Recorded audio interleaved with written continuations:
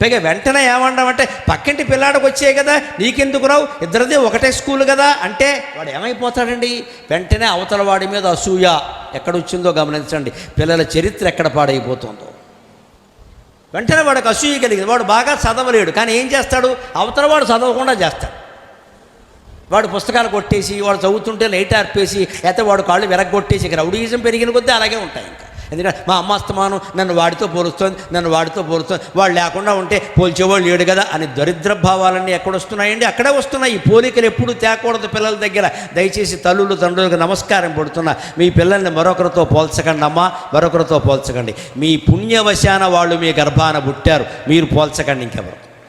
వాడు ఎలాంటి వాడైనా వాడు మన బిడ్డ, వాడికి మనం బాధ్యత వహించాలి. ఎవరితో వాడిని పోల్చకూడదు. వాడు హీఈస్ యూనిక్, ప్రత్యేకమైన మనిషి. ఇదే విమత్సరక. అసూయకు లోను కాకూడదు. ద్వంద్వాతీతో విమత్సరక. అప్పుడు ఎలా ఉంటాడు జీవితంలో? సమస్య